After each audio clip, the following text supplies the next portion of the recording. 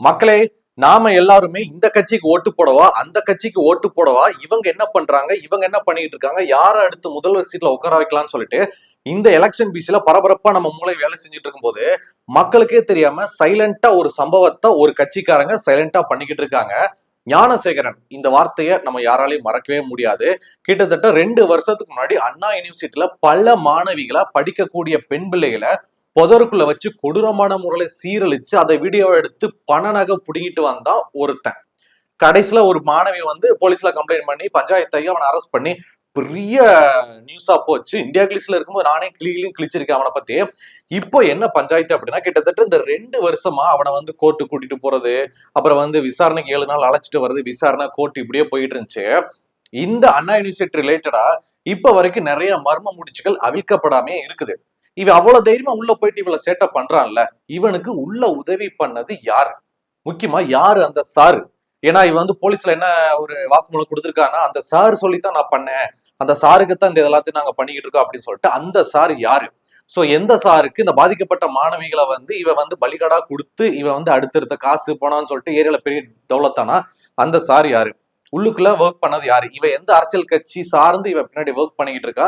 எந்தெந்த MP MLA ஆட்களுக்கு கீழே இந்த ஞானசேகரன் வரான்னு சொல்லிட்டு ஏகப்பட்ட குழப்பங்கள் போயிட்டு இருக்கு. ஆனா மக்களுக்கு நல்லாவே தெரியும், மீடியாக்களுக்கு நல்லாவே தெரியும், திமுக கட்சி சார்ந்த ஒரு எம்எல்ஏ எம்பியோட கையில தான் இந்த ஞானசேகரன் இருக்கா அப்படின்றதும், அவங்களுடைய வீட்டு ஃபங்க்ஷனுக்கு இந்த ஞானசேகரன் பிரியாணி கடை வச்சிருக்கான். பீஃப் பிரியாணி, சிக்கன் பிரியாணி பண்றவன், அவங்களுக்கு பிரியாணி சப்ளை பண்றதானே, வணங்கினே உங்க வீட்டு கல்யாணத்துக்கு எல்லாம் பண்ணிருக்கேன் அப்படி சொல்லிட்டு அந்த கட்சி சார்ந்த அந்த ஷேடோலயே வளரக்கூடியவன் தான் இந்த ஞானசேகரன்.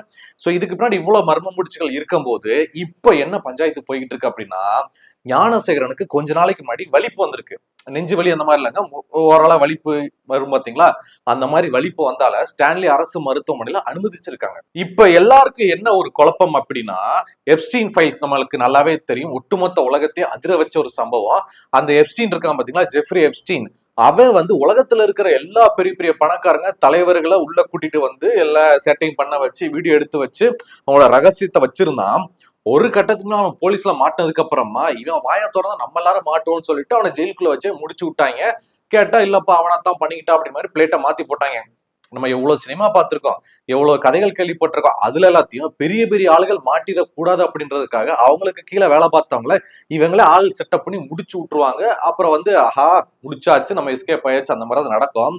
அதே மாதிரிதான் பல தலைவர்களோட, பல எம்பி எம்எல்ஏவோட கை கீழே இருக்கிற இந்த ஞானசேகரன் இந்த அண்ணா யூனிவர்சிட்டி பிரச்சனையில தொக்கா மாட்டிக்கிட்டான். இவன் வாயை திறந்து இந்த சார் தான் பண்ணாரு, அந்த சார் இவர் தான், இவர் சொல்லிதான் நான் பண்ணேன், இவருக்கு எல்லாத்தையும் இந்த பாதிக்கப்பட்ட மாணவியோட வீடியோ காட்டினேன், பாதிக்கப்பட்ட மாணவிகளை இவங்க கூடயும் தனிமையில இருக்கணும் அப்படின்னு சொல்லிட்டு நான் ஃபோர்ஸ் பண்ணேன்னு சொல்லிட்டு வாயை திறந்துட்டான்னு வச்சுக்கோங்களேன், முடிஞ்சு கதை.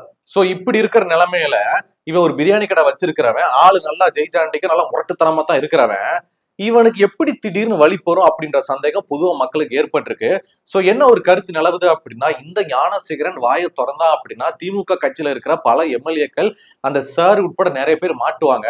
சோ இந்த பாலியல் பிரச்சனைகள் நிறைய பேர் கைதாய் உள்ள போக வாய்ப்பு இருக்கும், ஆட்சி மாற்றம் நிகழும், அதனால இவன் வாயை திறந்துடக்கூடாது அப்படின்றதுக்காக இவனை ஸ்டான்லி மருத்துவமனைக்கு வலிப்பு வந்த மாதிரி கூட்டிட்டு போயிட்டு உள்ள வச்சு முட்டிக்க பாக்குறாங்க. ப்ரோ நீங்க வேணா பாருங்க, இன்னும் 2-3 நாள்ல ஞானசேகரன் வலிப்பு நோயால ஹாஸ்பிட்டல் அட்மிட் ஆனாரு, தீவிர சிகிச்சை அளிச்சோம், ஆனா ஒரு கட்டத்துக்குள்ள காப்பாற்ற முடியாம உயிர் பிரிந்தது அப்படின்னு சொல்லிட்டு நியூஸ் வரும் பாருங்க, முடிச்சு விட்டுருவாங்க இவங்க அப்படின்னு சொல்லிட்டு திமுக கட்சி தான் இதுக்கு ஏதோ வேலையை பாக்குதுன்னு சொல்லிட்டு மக்கள் பேசிட்டு இருக்காங்க. சோ திமுக கட்சி தான் மறுபடியும் ஆட்சிக்கு வரும் அப்படின்னு சொல்லிட்டு ஒரு சில மக்கள் சொல்லிட்டு இருக்கும்போது, ஒரு சில மக்கள் என்ன சொல்றாங்கன்னா, இல்ல இல்ல திமுக கட்சி ஆட்சி மாறிடும், வேற கைக்கு ஆட்சி போயிடும், ஏன்னா அவங்களுக்கு அந்த பயம் இருக்குது, அந்த பயத்தினாலதான் அவங்களுடைய அந்த அரசியல் ஆட்டத்தை ஞானசேகரன் கிட்ட இருந்து தொடங்குறாங்க. ஃபர்ஸ்ட் நம்மளுடைய ஆட்சி மாற்றத்துக்கு எவெல்லாம் அகேன்ஸ்டா இருப்பான், எவெல்லாம் வாயை திறந்தா நம்மளால சிஎம் சீட்ல மறுபடியும் உட்கார முடியுது, அவெல்லாம் பிடிச்சி தூக்குடா அப்படின்னு சொல்லிட்டு இவங்க வேற மாதிரி களை எடுத்துக்கிட்டு இருக்காங்க ப்ரோ அப்படின்னு சொல்லிட்டு சமூக வலைத்தளங்கள்ல பெரிய கருத்துக்களே போயிட்டு இருக்கு. கடந்த சில வாரங்களாவே இந்த அரசியல் பிரச்சாரங்கள் போயிட்டு இருக்கும் போது ஒவ்வொரு கட்சி தலைவர்களும் இன்னொரு தலைவர்களும் அவங்க கட்சியை பத்தி ஒரு மாதிரியா பேசுவாங்க. நீ எல்லாம் தப்பு பண்ண, நாங்கெல்லாம் சரி பண்ண வந்திருக்கோம், நீ இன்னெல்லாம் குத்தம் பண்ணன்னு சொல்லிட்டு குத்தத்தை கண்டுபிடிப்பாங்க. திரு எடப்பாடியார் பழனிசாமியார் அவர்கள் ஆளுங்கட்சி, அதாவது இப்ப இந்த திமுக ஸ்டாலினை பார்த்து என்ன சொல்றாரு அப்படின்னா, ஸ்டாலின் அவர்களே உங்களுடைய ஆட்சியில தானங்க இந்த மாணவிகளை சீரழிக்கப்பட்டாங்க, அண்ணா யூனிவர்சிட்டி பெரிய இஷ்யூவா பூமா வெடிச்சது, அப்ப இந்த ஞானசேகரன் அப்படின்றவன அரெஸ்ட் பண்ணீங்களே, உங்ககிட்ட தானே அரசாங்கம் இருக்குது, உங்ககிட்ட தானே போலீஸ் சிபிசிஐடில இருந்து எல்லாருமே இருக்கிறாங்க, நீங்க நினைச்சா அந்த சார் யாருன்னு கண்டுபிடிக்கலாம்ல, இந்த ஞானசேகரன் யாரோட துணையை வச்சுக்கிட்டு உள்ள இந்த இவ்வளவு சேட்டைகள் பண்ணா அந்த சார் யாரு, அந்த எம்எல்ஏ யாரு, யாரோட ஆட்சிக்கு கீழே வேலை பார்த்து சொல்லிட்டு எல்லாத்தையும் கண்டுபிடிக்கலாம்ல. உங்களாலேயே கண்டுபிடிக்க முடியல. நாங்க ஆட்சிக்கு வந்தா அந்த சார் யாருன்றதை கண்டுபிடிச்சு மக்கள் முன்னாடி நிப்பாட்டி அவனுக்கு தக்க தண்டனை வழங்குவோம் அப்படின்னு சொல்லிட்டு எடப்பாடி பழனிசாமி அவர்கள் வந்து ஒரு வாக்குறுதி கொடுத்திருக்காங்க.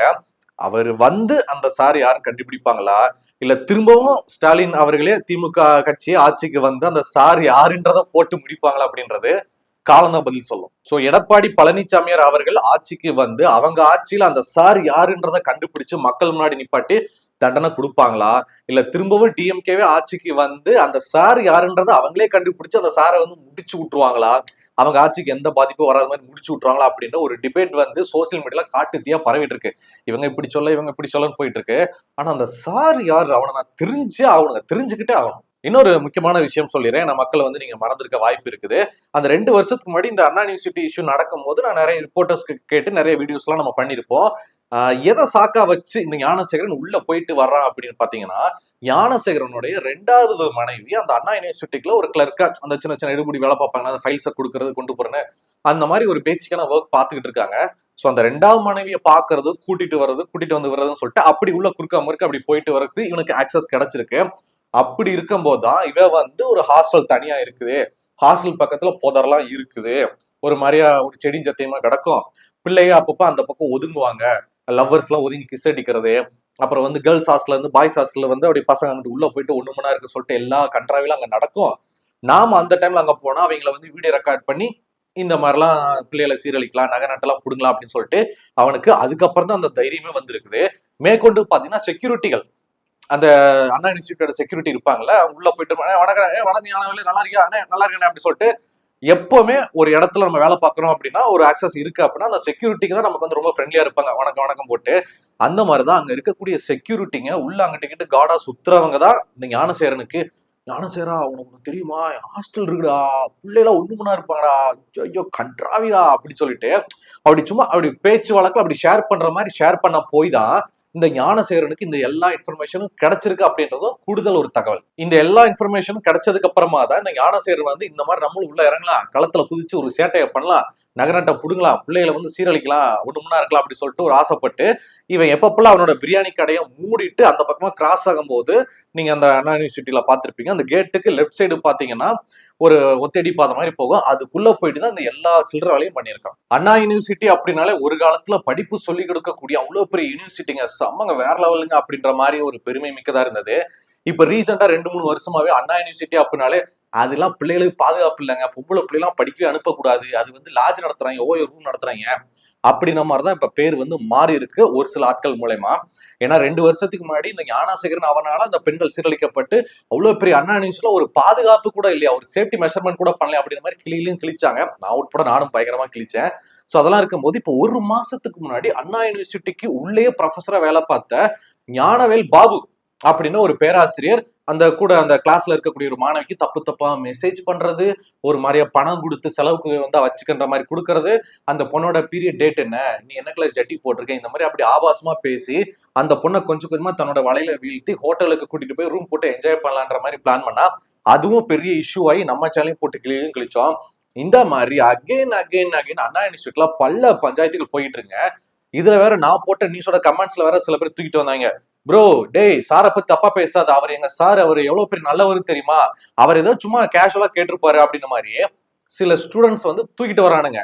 ஏண்டா டேய் உங்க சாராவே இருக்கட்டும், சாரு மோரலாம் அது உன்னோட வச்சுக்கோ சரியா, உன் சாரு நல்லவரா இருந்தா நல்ல என்ன அவருக்கு என்ன மரியாதை, உன் சாரு நல்லவனா இருந்தா அப்படின்னா அவன் ஏன்டா அந்த பிள்ளைக்கு அப்படி மெசேஜ் பண்றா, எவிடன்ஸோட அந்த பிள்ளை சொல்றாங்களே, நம்பரோட அந்த பொண்ணு வந்து சொல்லியிருக்குது, அவன் அவ்வளவு வீடியோ கால் பண்ணியிருக்கான், ஆடியோ கால் தெளிவா கேக்குது, உன் மேல நான் எவ்வளவு ஆசை வச்சிருக்கேன் தெரியுமா, நீ இல்லாம போகும்போது எனக்கு ரொம்ப கஷ்டமா இருக்குது, நீ கட்டிக்கிறேன்னு சொல்லு அப்படின்றான்.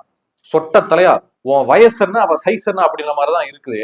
சோ இந்த மாதிரிலாம் பொண்ணுங்களை வந்து அபியூஸ் பண்றதுக்கு முயற்சி பண்ணி அந்த பொண்ணை ஹோட்டல்ல ரூம் போட்டு அந்த பொண்ணை அனுபவிக்க நினைக்கிற அந்த கொடுமக்கார வாத்தியாருக்கு சப்போர்ட் பண்ணி சில பேர் தூக்கிட்டு வர்றாங்க. மக்களே எவ்வளவு ஆத்திரமா வருது. உங்க சாருன்னா ஒழுக்கமா இருக்கணும், இந்த மாதிரி சில்லற வேலையை பண்ணா சாருன்ற மரியாதையே கிடையாது, தூக்கி போட்டுருவாங்க மக்கள். சோ 2 வருஷத்துக்கு முன்னாடி அந்த ஞானசேகரன் பிரச்சனையில உள்ளுக்குள்ள இருந்த அந்த சார் யாரு, யாரெல்லாம் அவனுக்கு உதவி பண்ணாங்க அப்படின்றத கண்டுபிடிக்க தவறுன அந்த அண்ணா யூனிவர்சிட்டி என்ன பண்ணாங்க அப்படின்னா, அவன் எந்த ஓட்ட வழியா உள்ளுக்குள்ள வந்து இவ்வளவு சேட்டைகள் பண்ணானோ அதை மட்டும் பெரிய பெரிய 10 அடிக்கு மேல தட்டியை போட்டு மறைச்சிட்டாங்க.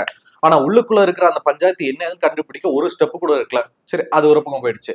இப்போ 1 மாசத்துக்கு முன்னாடி அந்த ஞானவேல் பாபு, அந்த பேராசிரியர் வந்து ஒரு பொண்ணுகிட்ட தப்பு தப்பா பேசி அந்த பொண்ணை வந்து அபியூஸ் பண்ண ட்ரை பண்ணாங்கல்ல, அவரை வந்து மொத்தமா வேலையை விட்டு தூக்கி நீ வந்து வீட்டுல போய் மணி ஆட்டுறான்னு சொல்லணும்ல. அவரை வந்து பணி இடைநீக்கம் பண்ணிருக்காங்க. மீன்ஸ் கோர்ட்டு கேஸ் எல்லாம் போயிட்டு வாங்க, போயிட்டு வந்து திரும்ப நம்ம காலேஜ்ல வந்து ஜாயின் பண்ணிக்கோங்க அப்படின்ற மாதிரி பணி இடைநீக்கம் பண்ணிருக்காங்க. ஒரு சீரியஸாவே எடுத்துக்க மாட்டேங்கிறாங்க இந்த அண்ணா யூனிவர்சிட்டிக்காரங்க. அதோட அந்த மேனேஜ்மெண்ட் ஆகட்டும், பெரிய ஹெட் ஆகட்டும், பிரின்சிபல் ஆகட்டும், அண்ணா யூனிவர்சிட்டியோட பேரே கெட்டு போகுது. ஒரு காலத்துல தமிழ்நாட்டோட நம்பர் 1 இந்தியாவுக்கு எடுத்துக்காட்டா இருந்த ஒரு பெரிய யூனிவர்சிட்டி இந்த மாதிரி சில்லற பயலால கெட்டு போகுது, பெரிய ஆக்ஷன் எடுக்கணும் பண்ண மாட்டேங்கிறாங்க. அதுதான் எனக்கு எங்கேயோ இடிக்குது. சோ இப்போ அந்த ஞானசேகரன் ஸ்டான்லி கவர்மெண்ட் ஹாஸ்பிட்டல்ல ட்ரீட்மெண்ட் எடுத்துக்கிட்டு இருக்கான். அவனுக்கு கொஞ்சம் தீவிர சிகிச்சை கொடுத்துட்டு இருக்காங்க. சோ மக்கள் சொல்ற மாதிரி, மக்கள் மனசுல இருக்கிற மாதிரி அதிமுகவை சேர்ந்த ஒரு சில கட்சிக்காரங்க பிளான் பண்ணி, அரசாங்கம் பிளான் பண்ணி வெளியே வந்து வாயை திறந்தா நம்ம சோழியை முடிச்சு விட்டுருவாங்க. இந்த கட்சி சார்ந்து டிஎம்கே கட்சி சார்ந்த ஆட்கள் தான் இதுக்கு எல்லாத்துக்கும் பின்னாடி இருக்கிறாங்கன்றது தெரிய வந்திருக்கும் அப்படின்றதுக்காக ஹாஸ்பிட்டல வச்சே இவனை முடிக்க போறாங்களா, இல்ல வந்து இது வந்து கேஷுவலா வந்ததாங்க, அவனுக்கு உடம்பு சரியில்லை, நார்மலா போய் அட்மிட் பண்ணிருக்கா, இதெல்லாம் இந்த அளவுக்கு பெருசுபடுத்த வேண்டாம் அப்படின்ற மாதிரி நினைக்கிறீங்களா அப்படின்றத உங்களுடைய கருத்துக்களை பாலாவை என் கூட சேர்ந்து கீழே கமெண்ட்ல தெரியப்படுத்துங்க.